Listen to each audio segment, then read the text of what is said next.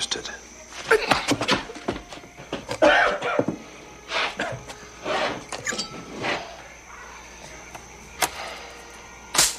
The company really needs you this time. I've heard that story before. But you're one of the regular agents. Well, this one is special. We believe Rostov is in the country. Sorry.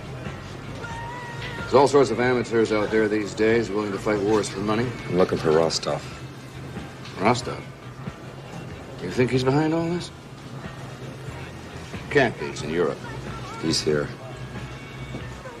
I've got to find him. You know, you never had any patience, Hunter. I don't have time.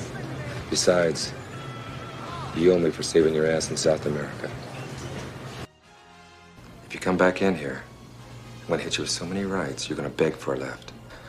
Oh, yeah?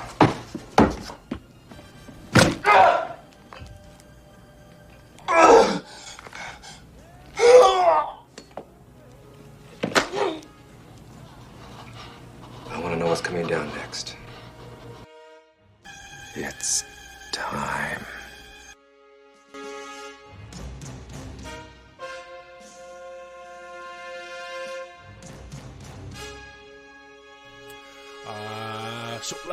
This is what I don't get, people. What is the fascination with Chuck Norris? Now, this isn't like just an American thing. This is, even when I moved over here, he is, I think it's the Chuck Norrisms that you got. Chuck Norris can fight, whatever. But he doesn't do press ups, he pushes the world down. Yeah. That kind of thing, yeah. And I know Walker, Texas Ranger was a big hit. So I'm trying to figure out what is the deal. Why do people love Chuck Norris? Because they're afraid not to like him. Because Chuck will come to their homes and kick their ass and make their wives watch. And who wants that? Well, it'd probably be better than this film.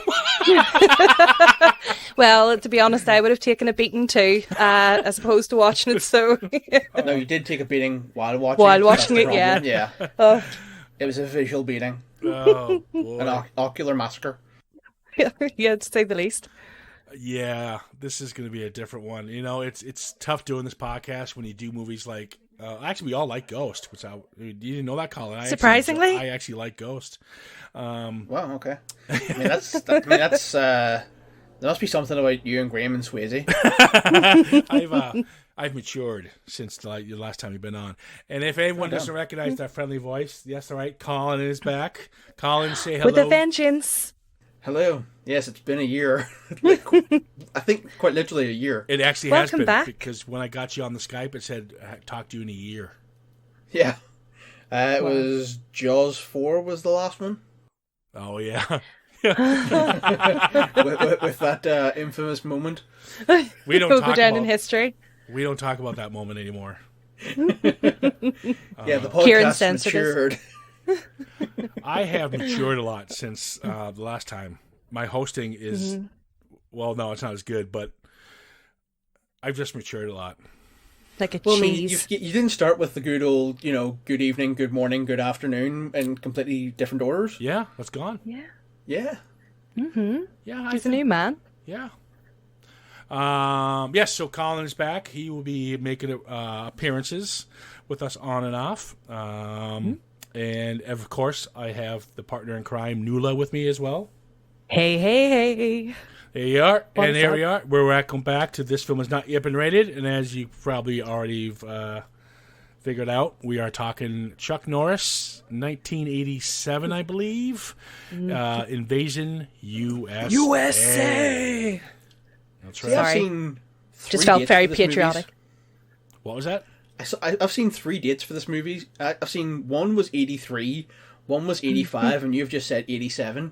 Is it 85? I think it's 87. I thought it was 85. Is it 85? Maybe I'm wrong. Well, you know what? Who gives a shit? It doesn't really matter. It's- It was made in the past, and Exactly. that's where it should That's- have stayed. Yes. We, this now being the hosting this and having to go through scene by scene. we've just watched this film, and not to put all of our cards on the table, but we're just going to tell you now, this is going to be very. I don't want the team to have to relive this again. So, and this is actually the first film we have done where I'm still trying to figure out the plot. So, and maybe you guys can guide me along as we try to figure out what the motivation of Rostinov or whatever his fucking name was. It's a head scratcher. Yeah, we're gonna jump into this one real quick and take it from there. So we open up in the not the Gulf of Mexico. We're Cuba, and we got a bunch of people trying to sneak their way into the U.S. The boat is a bunch of different people, but they focus on a child, so we know that child is going to die in about 3 seconds. And a Coast Guard boat shows up, and the Coast Guard is the intro of a man called Mikhail Rostov, played by Richard Lynch, who I do like as an actor, believe it or not. Mm-hmm. And he shows up. They're like, "Oh, bring us to America," blah, blah, blah, blah, whatever they say. And they take out a bunch of guns and shoot everybody, including the child. It turns out that this boat is a cover, because underneath it, there are drugs. That's the first 10 minutes. It's pretty much just a slaughter of people getting, shot up. Yeah, it's pretty insane. I was wondering how they didn't shoot any holes in the boat, though. That's right. They kind of went really nuts in those. Yeah, they were using or the drugs. Or the drugs, exactly. There was a guy standing at the top with a turret machine gun just ripping through this boat, and not a single bullet hit the drugs, and the boat was dry. That would have been awesome. Except for blood. Well, the thing that really threw me was, how did nobody on that boat look at the Coast Guard boat and go, there's an awful lot of guys in what looks like mercenary gear, and there's a lot of guns for a Coast Guard boat. Yeah, and then I know that's given this movie credit in terms of thought and, any kind of cerebral activity into planning of this movie, just guns. Well, first, if you see Richard Lynch coming at you, it's the scary fucker. Richard Lynch, who I do have respect for, and Richard Lynch always played bad guys, always. Because he's got that face. Well, there's a reason why he's got that face. He's been in 1968 or something. He was a big heroin addict. He did a lot of stage plays. He took heroin and he went to Central Park and he set himself on fire deliberately. Yeah. So his whole body. That's why his neck is really usually covered up, but he had skin grafts done on his face. Yeah. God love him. What he's done is he's taught, say no to drugs. He's done conventions. He's taken what he did to himself and he made a positive out of it. Obviously playing these bad guys because of, well, unfortunately what happened to him is his looks, I guess you could say. But I've always liked him. He passed away a couple of years back because of his injuries. But oh wow. It's he's a good bad guy. If you have him, if you don't want any dialogue in the film and you don't have a script, that's the guy you want. I did not know he set himself on fire. I said I knew that, but I didn't. That's pretty crazy. Yeah, he did it deliberately. Yeah, unlike Richard Pryor did the same thing a few years later. It was by accident, but yeah. So Richard Lynch, he's the bad guy. He's Mikhail Rostov. There's the intro done. Okay, move on. Scene 2. We got the FBI. The FBI finds the real boat and the men that were supposed to be in that Coast Guard boat all naked. So we know they took their clothing. And they had been executed. Now, there's a character in this film. I'm going to tell you about her, and then we're not going to mention her ever again. Because she is Jamie Lee Curtis in The Fog. This lady has no point in this film. She has a point. What's your point? She has a point, and it's to piss you off. The whole time, every time I seen her, I cringed. I was like, oh, please, not her again. Please, can someone blow her up? Because she's at everything, and she never gets hit by a single bullet. And I was just holding on the entire movie, waiting for it to happen. I did kind of hope the same thing, but it was only on, think it was the second appearance. I was like, could somebody please shoot her? Yeah. I mean, But what I want to know, yeah, how does she know Chuck Norris's character? Because there seems to be some kind of backstory between them, but it's never explained. yeah. Well, neither's any backstory, and we'll get to that one. That is true. But she repeatedly calls him Cowboy. I don't know why. I think at one time she actually does call him Hunter. She That's does, his last yep. name. Yeah. Yeah. But how does she know that? I don't give a shit.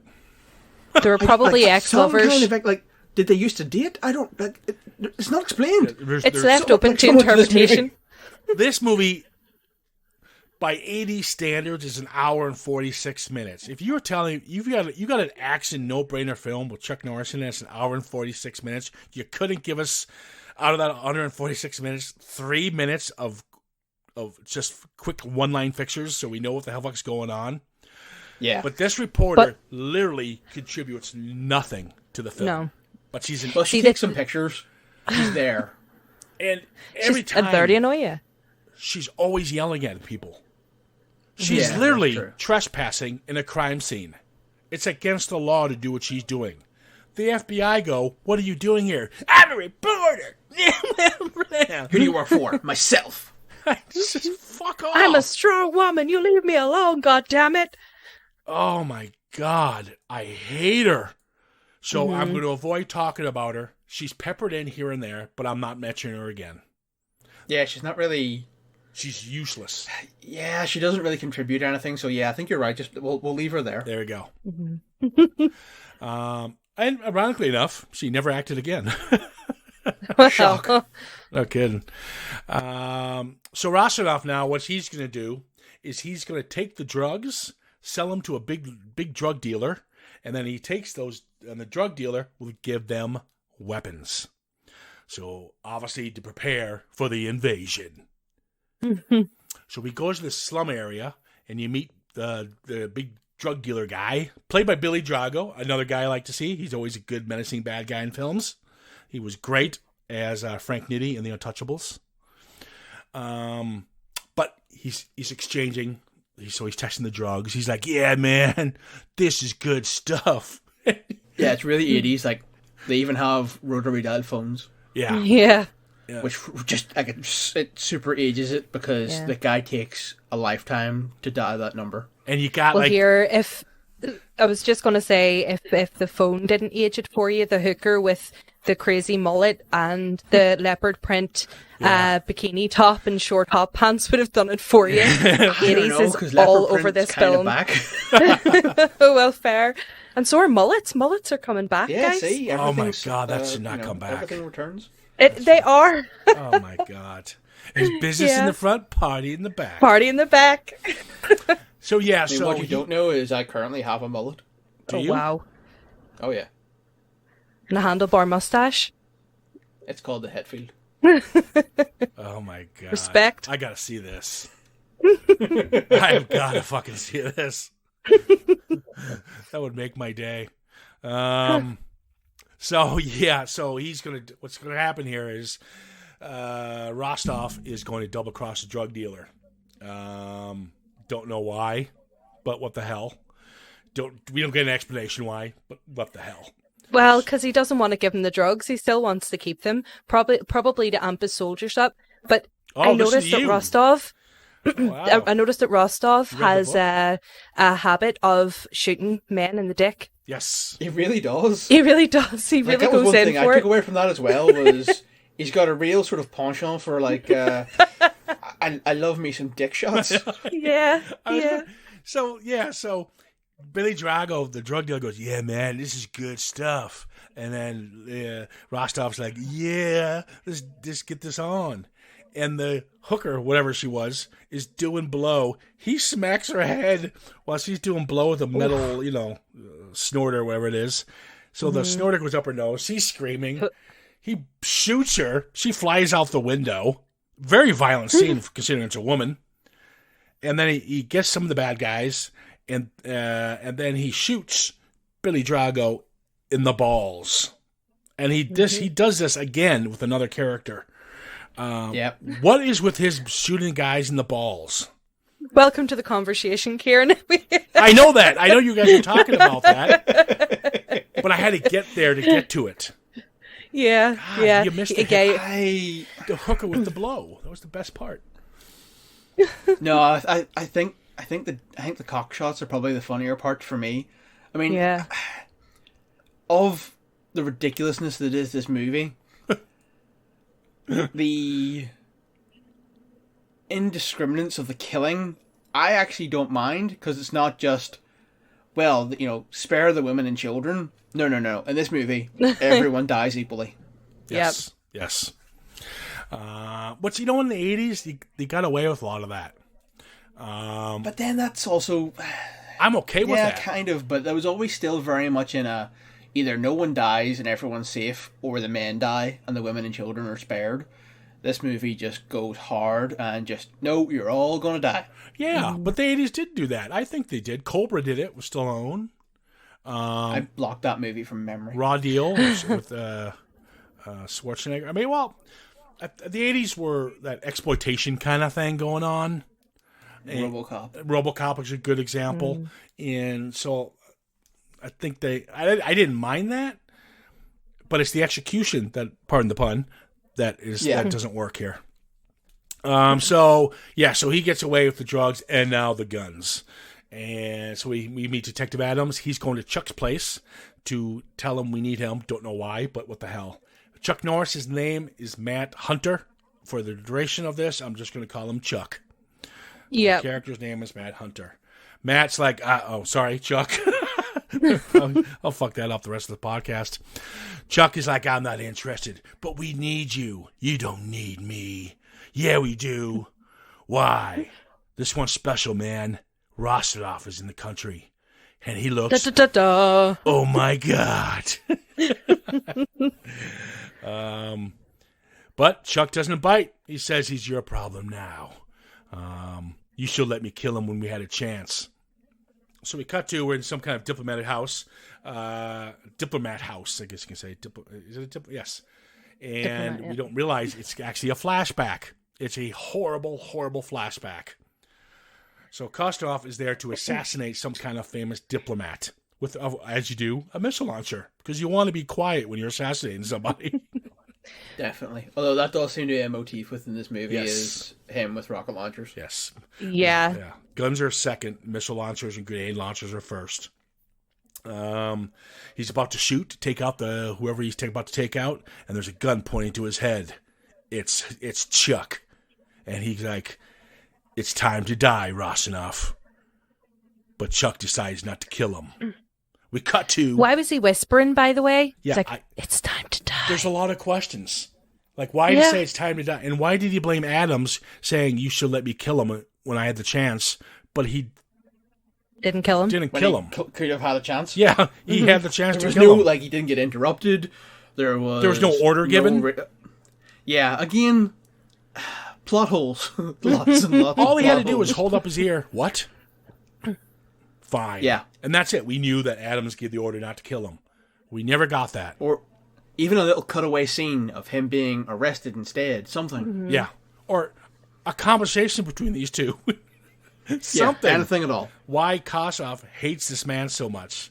I mean... Well, There's actually never anything more said between them other than it's time to die. Well, the thing is, he got kicked in the face by Chuck Norris. So being kicked in the face by Chuck is like being kicked in the face by a god, and he is angry. I will say at this, him. kicks in the face of the best. They're so funny. So he's angry about that, and he really holds it against him. That's why even in his dreams, when he's having nightmares about being kicked, he is physically launched into the wall again when he wakes up, because the force of that kick is able to haunt him through his dreams, because it is a kick from the foot of Chuck Norris. Wow. So what you're saying is Chuck is in essence Freddy Krueger. Pretty much, yeah, with a foot instead of a Nightmare claw. on Rostov Street. It's Hunter Street. Hunter, yeah. I didn't catch that, the dream as you get hits. In fact, wow, you knew that being all, interpretive. I watched this movie. Oh. I watched it, really It was like, watched it. I had to really focus on this movie. I had to watch it. I had to scrape some sense from it just so it felt like my time wasn't robbed. I had to take. See, to our listeners out there, something. we actually do watch the films. We do.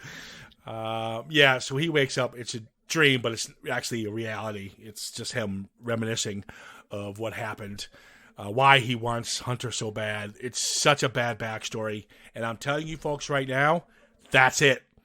We get no more backstory. That is the big confrontation that Norris and Rostov had.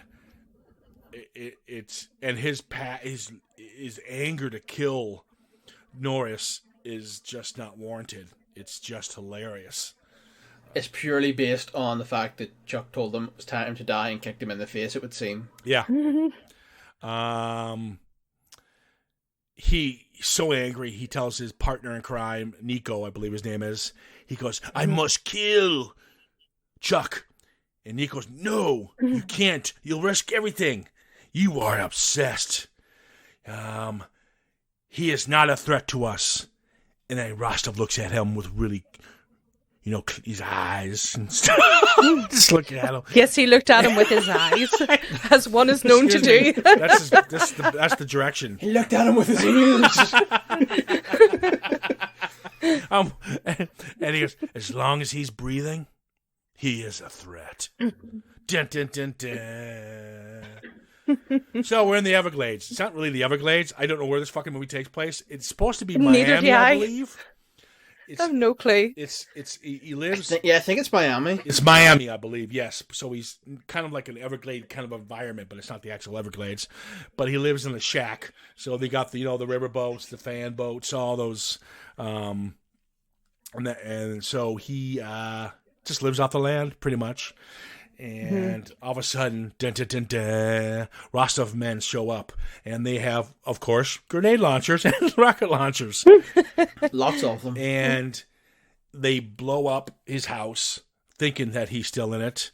One of Chuck's friends, an Indian gentleman, gets shot trying to protect him. I don't think he was... I'll rephrase it. I don't think he was Native American. He was.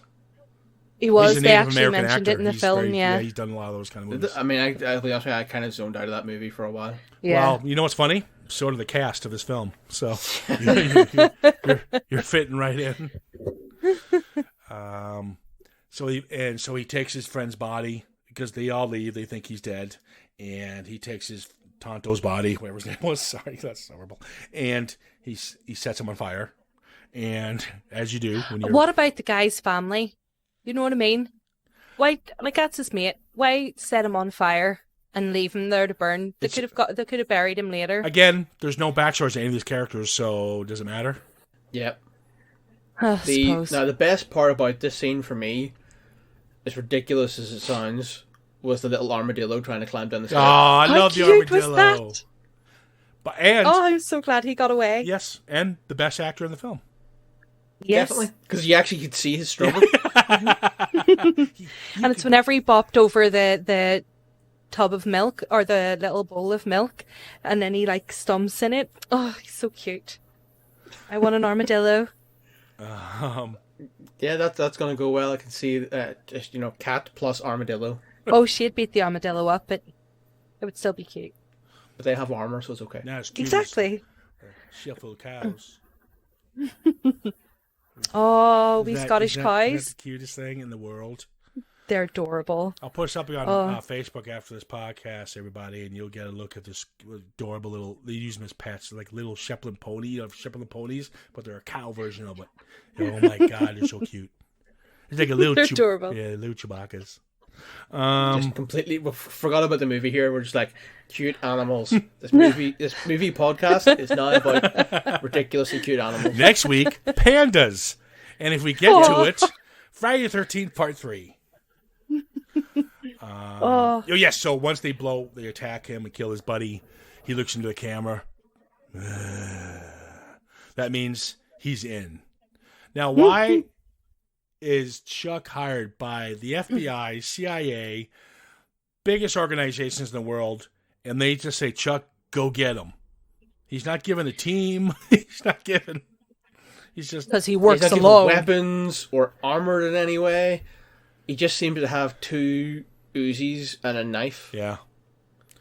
Although, given it's America, I mean, that's just groceries. Oh Jesus. Yeah, probably. At least, You can't deny it, let's be honest. well, at least down the south. Now, in all fairness, people aren't walking around the states with Uzis in their hands. Let's get that straight. Maybe in That's a lie. Texas. But that's it. All right. So we cut to a couple making out, and this Speedo, this guy needs to change his.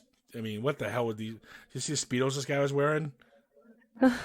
No, I wasn't looking that intensely, to be honest I with wasn't you. either. But Kieran? Yeah, Who was wearing a Speedo? no, there's the man. Kieran's clearly watching very different things. it's like, you're like, Oh, he's- Kieran seen them come out of the water, and he was like, "Oh, it must be cold." okay, you know what? Both of you leave me Those alone. tiny speedos. Sorry. It's Colin's last pat. This is Colin's last podcast. I have to read it back. Yeah, so these two are executed on the beach. And it's actually the one nice shot of the film. So once these 2 people are executed, we see in the distance all these boats slowly coming in. These white boats coming in. So it's kind of like a nice little in focus shot that comes in. And you see these boats coming. And now it's time to invade USA. Storm the beaches. Yeah, we see all these trucks coming in, all these different brand trucks, bread trucks, and all these. They're going to take these troops from the sea to their I believe. I think it's Miami. I think they were actually going to different cities. I did hear somebody mention Las Vegas. So I think the idea was to have them essentially infiltrate prominent cities. Multi-prong attack. So to piggyback on what Colin just said, yeah. So they start going to small areas and slaughtering people. They go in this little neighborhood and they're putting up Christmas lights, tiny, and little Jasmine's running around, whatever she's doing, and they're putting up. Oh, this is lovely. This is yeah, God, I love Christmas. They show up, yes, with rocket launchers, and blow the shit out of the neighborhood, killing pretty much the family. But don't worry, little Jasmine comes out crawling. I think she's bleeding to death, but hey, I think she's still alive. She would be 100% dying. Oh, yeah, she's Yeah. dead. Kills everybody in the scene.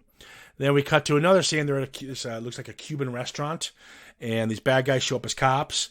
And the Cuban's like, "Hey man, why you mess with us?" And the cops like, "You're dead." And then they start blowing away all the Cubans outside the restaurant.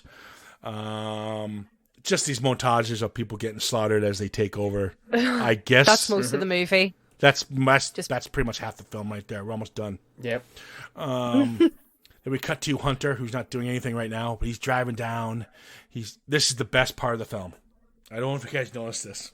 It's so Everyone on the street attacked him? no. Everyone. It's every stereotype that you get Yes. in cinema from the 70s and 80s is in this 30-second scene. Do you know what it felt like? It felt like a level of Double Dragon. Did any of you guys play that Yeah, back in the it day? did. Yeah, Yeah. it did. Yeah, like you're walking down the street and it's just every kind of, randomers as you attack said, yeah, just every, like you said, every stereotype from that time. Yeah, he's driving down the strip. The strip, we'll say the road's about 3 blocks long. And he's, every 2 seconds, there's a race. Okay? First you got the blacks, and they're doing the drugs. And they're like, "Hey, man, I'm going to kill you, white cracker." And then you've got the Hispanics 2 feet away. They got all the whores. And they're like... And then you got the whites with their white supremacist Oh, the shirts Nazis, on. yeah. They're the Nazis. It's like 10 seconds long, and it's the funniest scene, taking everything that this, Yeah. perception of what they think Miami culture is. It's so funny. No stereotyping at all. So bad, like. Oh, it's bad. So he goes to the bar and he talks to an informant. The informant gives him a location. It's called the King Cobra, I believe. He tells him he's looking for Rostov. He tells him, try the King Cobra. We never see that guy again, by the way. Nope. Um, Although we did get some They have more backstory history? because, yeah, was the what? he did mention that he owes him for saving his life. oh, okay. There you go. Backstory. Wow. They built more backstory in that 10 seconds about him and this guy than what they did about Rostov and Chuck. Yep. You know what I mean? And they put more, like, they were able to explain more in that time. And I felt that they had history. I mean, like I always say the line, one line fix. That's all you need is a couple lines. Give us something. And I'm telling you right now, Chuck Norris is the most blandest actor, especially for an action star. He's got nothing going for him here. They say about Steven Seagal and the many I was gonna faces say of this. Steven Seagal. Yeah. It is also the many faces of Chuck. That man, oh my goodness. There's no personality. Dolph Lundgren could come on screen and not say a word the entire film, and you'd be cheering for him. This guy is awesome. a stump. I don't Stump get it. in denim. Yeah, I know. Now, I can kind of understand and the idea of he's meant to be this cold, calculating mercenary or agent, and that's just his job. He's stone. But it doesn't come across that way. It just comes across as really badly acted. Yeah. Exactly. Oh God, it's bad. Yeah. I mean, you look at the Did he contrast realise of, it? say, for example, another 80s movie where, it was meant to be this cold, unfeeling character, RoboCop, Terminator, better acted with... Actually, Terminator probably had the same amount of lines as Chuck Norris's character. Yeah. Yeah, but Yeah. he presented him with even if it's with a tongue in cheek tone, or Schwarzenegger is very good at that. He'll say something that's pretty direct, but God, how do you? He's emotionless, but the way he says it Conveys conveys emotion. emotion. Yeah. Does it make any sense? Yeah. What I'm saying? This guy's Yeah, I do. nothing. I don't get it. Now, as somebody who has never seen anything with Chuck Norris, other than I think whatever Expendables he was in, Yeah. can he act? No. I've seen all of his Okay. most No, of he his stuff. Yeah. He's not likable. So the reason I picked this one, I remember seeing because there's lots of action. It's not boring. I said the movie that it's not boring, but I don't get why I take that back. He did a movie Kieran. a couple years before this or after. I can't remember. Believe it, the same guy who directed Seagal in Above the Law, and did The Fugitive. Actually, competent director, believe it or not. Called Code of Silence, and it's a real gritty, raw take down the bad guys, New York City, filmed in New York, raw film. So it was decent, and he's an emotionless character, but it suited that role because it's more of a drama. Where this is just, they're copying Rambo, and they're copying all these action films. You got to have a personality to pull this off. He does not have it. Yeah. But by the way, did you know, and this really surprised me, just because you said, I don't know why, why I thought of this one, or, but it's obvious because it was MGM's second highest selling movie title behind Gone with the Wind until 2007. I read that and my mind was blown. I was like, how? Oh, I remember the marketing of this. I remember seeing it, and and obviously doing this for the podcast now, I see it, clearly. Well, I don't think it's MGM now, but then it was Canon Films, and that was kind of their speciality, was terrible sort of rip-off cult classic movies. Yeah. Well, MGM bought it, so Yeah. that's what Newell's probably referring to. MGM released it, Canon produced it, so I see. it would have been MGM releasing it for the stores to rent. But I mean, MGM has some solid movies. How is this? You gotta realize, back in the 80s, this was a huge hit. This is Chuck Norris. Everyone loved Chuck. That's why I don't get it. This was actually a hit. Yes. This was a popular movie. Yes, that's what I'm saying. Second behind Gone with the Wind in selling for MGM. Like, Gone with the Wind is a classic. What is this? No, this is That- why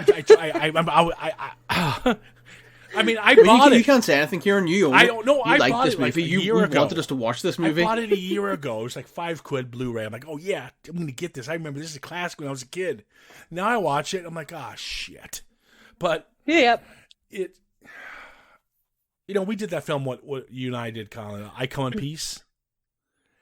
I call And it I peace. watched it, and it's one of our best reviews, guys. You want to listen to a good laugh? You got to hear about Boner. Yeah, it's hilarious. Dark Angel, I Come in Peace, whatever version you guys see. But Yep. yeah, still, the one thing we all came out saying was Dolph Lundgren is good at what he does. He's good in this. You liked his character. This one doesn't even have that. If you don't like your main character, you're fucked. That's it. That simple. Yeah. So anyways, long story short, he goes to King Cobra with his informant said. He meets this guy called Tomas. He takes a knife and he stabs Tomas in the hand. He can't move anywhere because, well, he stabbed in the hand. So he ends up having some cool fight, a couple kick-ass scene. Well, it's like two guys he beats the shit out of in like a half a second. Two big beef cakes, yeah. Guys, Yeah. I mean, as soon as I saw that guy in the opening sort of scene to this, I was like, well, we all know where this is going because that's the only purpose a guy like that would serve. Exactly. It's not for his acting chops. Yep, the guy's God. The guy's cleaning his Cadillac. He's all badass, beautiful Cadillac, and he's all thinks he's the man of the town. Well, once Chuck Norris gets the information where the next bombing is going to happen, which we find out is a mall, is Tomas. He gives a grenade to Tomas, a live grenade, and he goes, I don't know what he says. He says something. Who gives a fuck? That's I don't care. But Tomas has to get rid of the grenade, so he throws it out the window, and guess where the grenade lands? Anybody? Yeah. Does it land in the car? Yes, it does. Oh my Oh god. my god! Didn't see that coming. That's so clever. Nope. So yes, he finds out by torturing Tomas and beating the shit out of the two bouncer guys that the mall is about to be hit. I just don't know anymore. So we cut to the mall. Yep. So we're in the mall, and this is the funniest thing. So the guy's walking around with the package. The package is full of Christmas gifts, but obviously the Christmas gifts is a bomb. It's death. Yeah, so he sets it down, and he goes, and then he walks away. And this family goes, hey, mister, you forgot your package. And this poor bastard father grabs the package and starts running toward him. And the guy who left the bomb goes, oh, shit. He starts running faster. I'm kind of in the same boat. I actually really like this scene because, well, realistically, you would be like, I'm going to take this back to that guy. But if he started legging it, you'd be like, hold on a minute. You wouldn't keep running. You'd be like, what is this? No, that guy meant to give that back. He was full of the goodwill of Christmas and wanted to make sure that guy didn't forget his presents.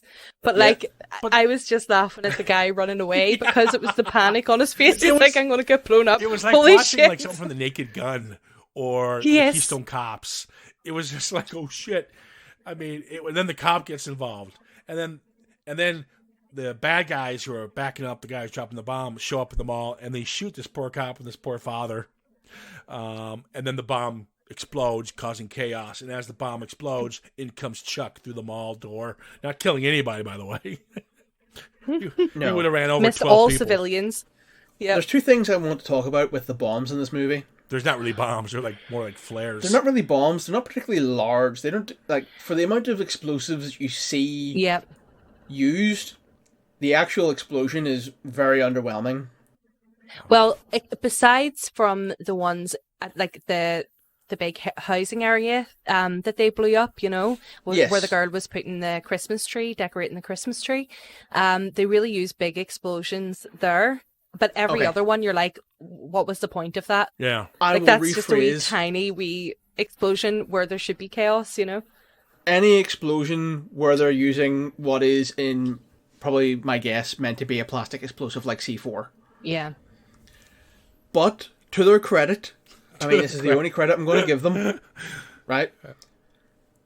They actually explode reasonably correctly. It's not a fireball, which is the kind of standard Hollywood trope. It's just fire. These actually do explode. Yeah, but So that's one tiny piece of credit to this movie. Is that at least is accurate? That's it. That's the only thing. That and the armadillo and the cock shots. Three best things about the movie. Agreed. So there's a chase in the mall, and people dive out of the way. I will give it this. It has some cool stunts where people are barely missing these cars. So at least they're having people in the vicinity of the car, so the stunt work was okay. You know? Chuck did all his own stunts. Yeah. I could... What stunts?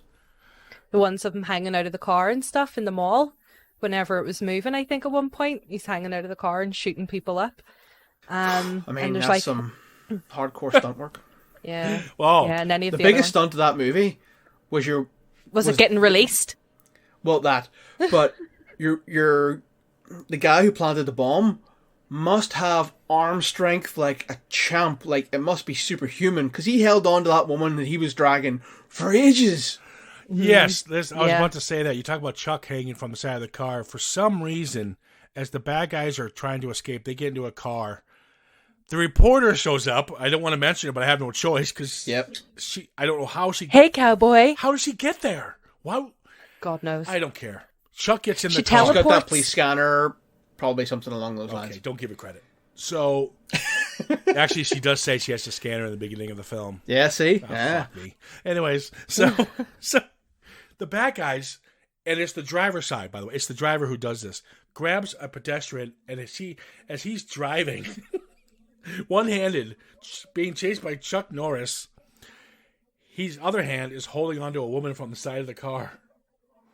Why would he do that? Because it's not any leverage. He can't drive with her. This girl in his left, A meat shield. Well, listen to you. You're probably, okay, that's cool. Nola likes this film. Good for you. But it's only a meat shield from one angle. Like, he gets shot from the back, even at a 45-degree angle. But you feel that while, yes, there are 4 different directions that he can be shot from, he is covering one direction, thus improving his percentage of surviving by a whole quarter. To be fair, humans aren't that bulletproof. I would have just shot her and got him. Yeah, fair. What he should have done was let her go when Chuck was right behind him. He would have drove over her. He would have drove over her. That would have been a ballsy shot, or he would have had to hit the brakes to stop from hitting her. Yep. That would have been more effective. But no, we don't get that. We get them chasing. They pull up, and the reporter grabs the girl from the driver's clutches, and they save the day. But this throws off the driver because now he can't drive with both hands. He can drive fine with one hand holding a woman, but once you give him full access to the steering wheel, he crashes it, and as what happens in all cinema, the car explodes. I actually don't remember this part at all. I remember the woman getting in the car, but I don't remember what happened after that. Like, complete blank. It's one more explosion in a sea of explosions. Like, you hear about old veterans coming back from war with shell shock after hearing so many gunshots and explosions, and I think I have that after this movie. Like, it didn't stop. It was relentless. No, it didn't. It was pretty... Yeah. That's really all you can say. But that's exactly what Chuck says his whole film. Yeah. It's time to die. So, and he doesn't even say the line at the end of the film, but we'll get to it. So we cut to Rostov is pissed off because something went wrong in the mall. So he beats the shit out of Tomas, this guy who got stabbed in the hand, who gave up the information to Chuck. He goes, "Why'd you do it? I had no choice, man. It's okay. Now I'm going to shoot you in the balls." Yep. It's always 2 shots. It's like 1 per note. I don't get the ball shot. Give us. I'm going to kill you, but I'm going to castrate you. Sorry. Oh my God, I just don't want to go here. And we cut back. Chuck now is trapped by a few army jeeps. Remember this one? Remember this? Yes. But this time, we realize those aren't army men stopping them. Those are the same 2 guys that were cops earlier who shot the Cuban restaurant. They're not real army guys. So we asked him, "Do you have any ID?" And Chuck goes, "Yeah." He leans over and he turns around real quick and shoots him with Uzis. Always with the Uzis. Like, that is the weapon of choice for this movie. And rocket launchers. It was just how he did it. How the fuck did the cop not see 2 Uzis coming at him? And where was he hiding? Because he wasn't a cop. Oh, I mean, the Cops army guy. are highly the army trained. guy. These guys are just, generic, grade Z thugs. Yeah. They're anything that Goons, they're, yeah. proper, just basically foot soldiers. Well, he wounds both of them. And he goes up to the one, you gonna talk to me? He's like, blah, blah, blah, blah, blah, blah, whatever he says, and he shoots him. And he goes to the other guy, you gonna help me? I can't tell you anything. He cocks the Uzi. And he's like, okay, this is where he is. Everyone's being warned to stay off the streets. We're quarantining. We're shutting everything down. Like, stay in your houses after sundown. He's not going to help you if he's taking rocket launchers and blowing up your house. Yeah, exactly. So, I don't know where that's going to be. I don't know. I'm still trying to figure out where they are. Well, they're obviously filming somewhere in a small town, USA, that's been abandoned. I tell you that right now. Because this next scene, there's a church going on. And this whole place, I think they're trying to make it look like it's deserted because people are panicking. But it's not. You can see the storefronts haven't been opened in years. So there must be some kind of deserted town where they filmed this for practically no budget whatsoever. Well, I did read that the mall scene and the Christmas house explosion scenes were actually real. They got blown up for real because the mall was being remodeled, so they were allowed to destroy it, and the houses were scheduled for demolition anyway, so they both got free rein to just blow it up. Oh, well, there you go. Now, everything else is real somewhere, but yeah, the house and the mall are the only two that got properly blown up and, were actually derelict. All right, fair enough. Yeah, so they're going to blow up a church. And so bad guy goes up and he's setting the big suitcase in front of the church door, and they're going to blow up the church. All right. Again, when we talked about the explosion from earlier, what with the explosion we're about to get really wouldn't affect this church any. They would have went. Was there an explosion? I'm also really curious why all of the religious people would break the law. Go to church. Well, it is. They're private. They're praying. They're. Well, pray at home. But yeah, pray at home. God's everywhere, pray at home. If anything, that's just screaming to get blown up. Yeah. Like, there's a helicopter out telling them to stay at home. They're trying to hide from it. There's people on the streets, they're hiding from them. Like, clearly they know they're not meant to be out. Stay at home. So the bad guys are going to detonate in the church. And they're like, haha. So they move away across the street, and they don't see Chuck obviously taking the suitcase. And I don't know how Chuck got to point A to point B so quick, but who cares? Chuck Norris. So Chuck, so the detonator's not working. He's like, whoa, what's going on, man? And then he goes, it's not working. And they look up, and right above him on the rooftop, it's Chuck. And he throws the suitcase down. He goes, now it will. And he blows up. Do you know what, though? What? How did he get that to detonate? Because he just sparked 2 wires together that weren't connected to the detonator and have no charge. Nuala. Like, he's conducting electricity now through his body. He's like Lord Raiden, fucking Mortal Kombat, just generating this electricity. Again, it comes down to all those Chuck Norris memes. Clearly, he is a source of electric. It's the friction built up in all that denim. Exactly what it is. Yeah. And the mullet. And the mullet. There's a scene in this, I don't even have to mention it, but I have. Well, it's pointless, but it's funny. So after he saves the church, there's a scene where there's a grocer, and he's outside saying, with the bullhorn or whatever, we have no more fresh meat. Like, what? What? This has been like a day. What's the problem? And and there's like 10 people in front of him. It's not like he's got a whole chaos. No more fresh meat. That was the scene, by the way. That's it. Yeah, it really was. And they're only allowed 11 items. I mean, in essence, it was the 1980s version of the Corona times. Yeah. Yeah. No kidding. Except the disease was terrorism. Dun, dun, dun. And now we cut to Chuck. So pretty much this whole film is Chuck diffusing, pardon the pun, certain situations. The mall. Obviously, we're coming with the church. And now it's a school bus of kids. Don't know how he got this info, but what the hell? I don't care. Yeah, this scene. I just don't care. I don't care. I guess he figures out there's a school bus and this car. And of course, during the pandemic, that's what they act like it is. During this massive Miami overtaking, you can't get meat, but don't worry. We're going to have construction workers still work on the highway. Yep. And we're going to send the kids away like it's the World War. They're going to go live in the countryside. Yeah. Parents are saying, Now, what I will say is, once again, it's that Christian family putting their daughter on the bus. Same one. oh, yes, that's Is right. it the same daughter? Same daughter. Well, she At this recovered point, quickly. they deserve to be blown up. Yeah. So, Well, for how many times they sang "Row, row, row your boat," I would have blown them up too because I'm it didn't glad it's not stop. me. I just noticed that. Like, Yes. and it was just that one line over and over and Yeah. over. They didn't finish the song. No. See, If it wasn't the terrorist, it would have been the bus driver driving off the nearest hill. it's the school bus for gifted children. They did all the words. So, yes. So, Chuck finds a school bus in the middle of rush hour and a construction going on. And he sees this Cadillac putting a bomb on the side of the bus, and they drive away. And they're singing, row, row, row your boat, row, row, row your boat, row, row, row your boat, row, row, row your boat. Oh, Kieran.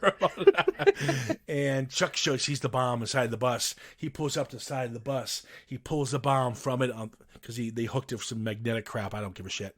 So he takes the bomb and he drives and he starts heading toward the Cadillac. And he stops the Cadillac. They get into like a half a second chase. They pull over. He goes, "You forgot something." And he throws the bomb into their car and they explode. And you're like, yeah, Chuck saved the kids. But did he? The next scene is heartbreaking. Chuck's walking. He's in a carnival now. Chuck couldn't get to that carnival in time. We see a carousel has been exploded. We see remnants of clothing. A child's doll. He didn't kill them. He didn't get to them in time to kill the bad guys. The children were killed. Oh my God. It's a heartbreaking Heartbreaking. scene. As I try not to laugh. Yeah. That scene for me, I was like, what is this? Yeah. It just kind of came out of nowhere. Why, if they're evacuating How do Miami, you know to go there? is there a carnival going on? And it Whenever didn't look people- very Miami-like. It looked quite rural. It's supposed to be Miami. Yeah. I mean, yeah. Is it Miami?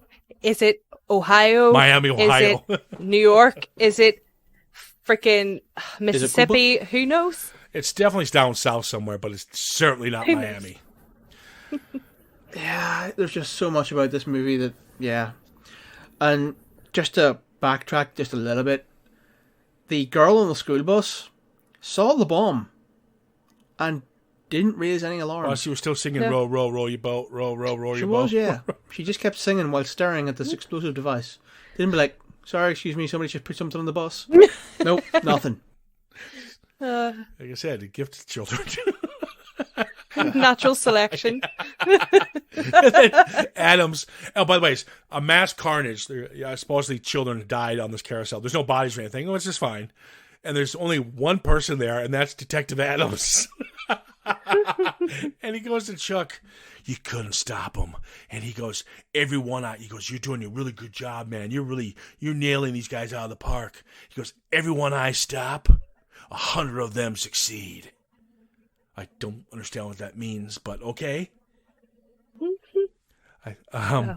You can only be in one place at one Yeah. time. Uh, They're hitting everywhere. and he goes, "I'll find him. Here, I need this to happen." He gives Adams a piece of paper. He's like, "All right." So then we cut to, we're coming to the finale. Thank God. There's a temporary military headquarters, and this is where all the leaders are getting together. All the leaders that make all the big decisions get together where this terrorist attack is happening right now. As you would. Yes, that's how it works. They all go to this building, And then we see Chuck is in the hotel eating something. He gets arrested by the police, but it's all over the news. We finally actually do get another reporter, by the way. And she says in the news, a man has been arrested. And we see Rostov looking at the TV going, oh my God, they've arrested Chuck.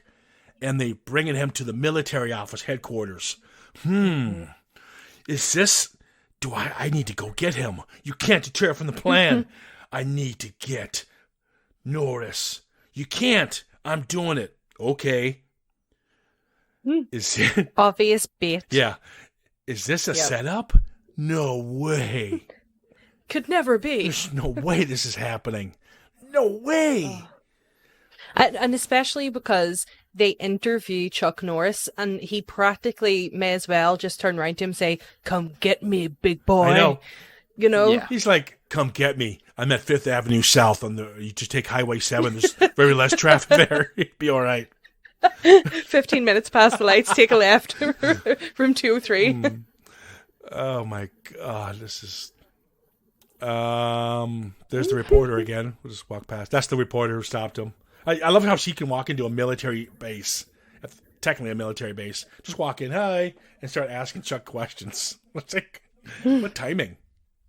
She does have really good timing as a reporter. I'll give her that. She's everywhere. She is everywhere. Chuck could do with having her mutant powers. At this point, I would be suspicious if she was part of the invasion. Yeah. Yeah, so when she interviews Chuck, he does say, yeah, I got something to say. Nico is easy. Now it's your turn. And Rostov still hasn't moved, still watching TV. I mean, is this guy's tearing it? If this guy's attacking Miami, how much TV does this guy watch? And he's always sleeping. Yeah. And having nightmares. So. Well, maybe it's, that's why he's always tired and sleeping, because he has nightmares. So it's, that's that vicious circle. He's always tired because he has the nightmares. So he tries to get back to sleep, has another nightmare, just never ending. Yeah, I suppose. Just like this film.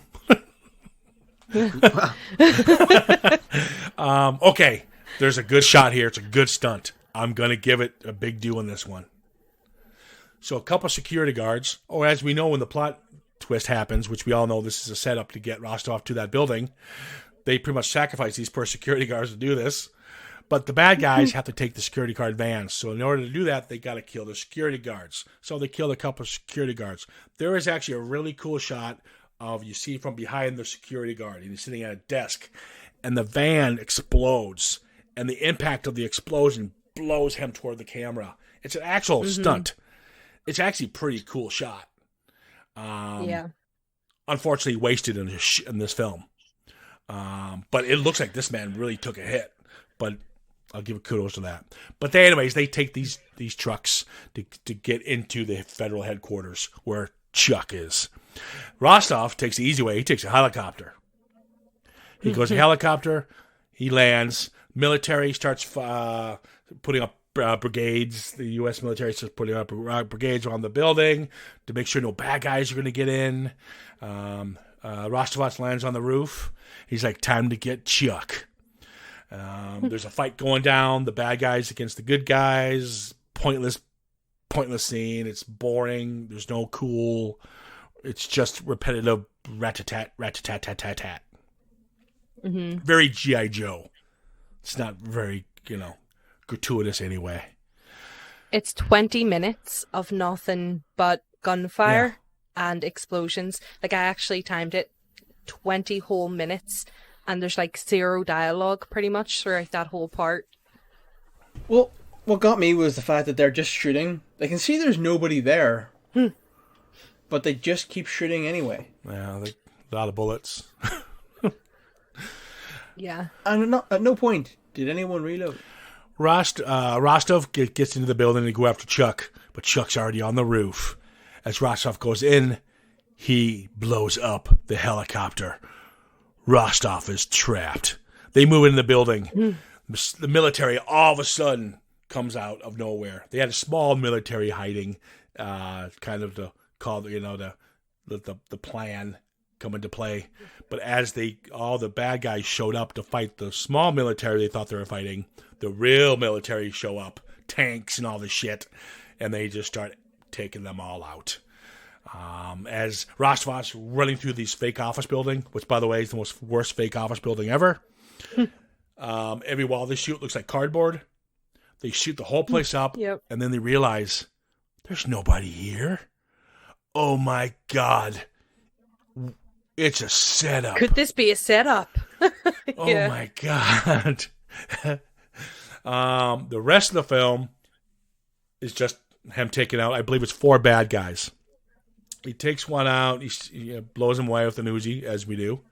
There's 2 guys sitting behind a doorway. He uses a grenade launcher to kill them both behind the door because they're going to wait for him as he's coming through the door. But he senses their scent or something. I don't know. But so he shoots. What I don't get, he walks in. The one guy's dead, obviously. One guy kind of survived, and he obviously knifes him to kill him, to finish him off. But you fired a grenade at these guys. There wouldn't be anything left.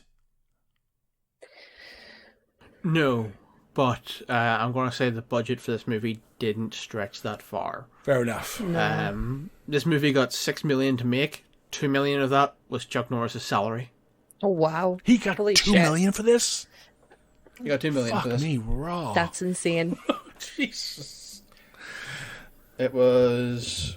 Yep, so he got $2 million, and the Everglades scene was also $2 million to make, so they didn't have... Oh, sorry, it was actually given $12 million to make this.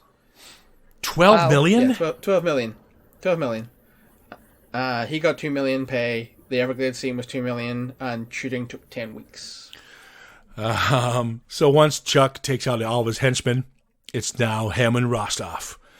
I think he'll be okay because all Chuck has left is a few grenades, a grenade launcher, 2 Uzis, and a knife. So there's a little cat and mouse scene between him and Rostov. It's the same shot, walking around cubicles. There's some fun drop kicks when he drop kicks him in the face a couple times, and he flies over some cubicles. It's funny, but it should be cooler than it looks, I guess you can say, than it is. After all this running around for 10 minutes, shooting at each other, shooting at ghosts, nothing's happening. They kind of lose each other, but Chuck is hiding. So Rosanoff grabs a grenade launcher, as he's done for the entire film. He's looking around. He can't find him. Where is this ghost? I need to kill him. He turns around slowly as he hears somebody unclicking what seems to be a rocket launcher. And there it is, Chuck. Yep. And he got... Bringing down vengeance. That's right. So what did she say to him? Oh, yes. The famous line, I guess it's supposed to be the famous line, time to die. He hears him. Rostovos turns around. No, I'm going to kill him. Doesn't have a chance in hell because he's got a rocket launcher. He says, Chuck Norris says, time to. Doesn't finish the sentence. How clever, because he knows he's going to kill him. So he's going to... The punchline is him dying, yes. And it happens, so... Yes. So he says, time to... Whoo, fires a rocket launcher. He flies out the window. And you can see his head and his arm. It's like they just threw body parts out the window.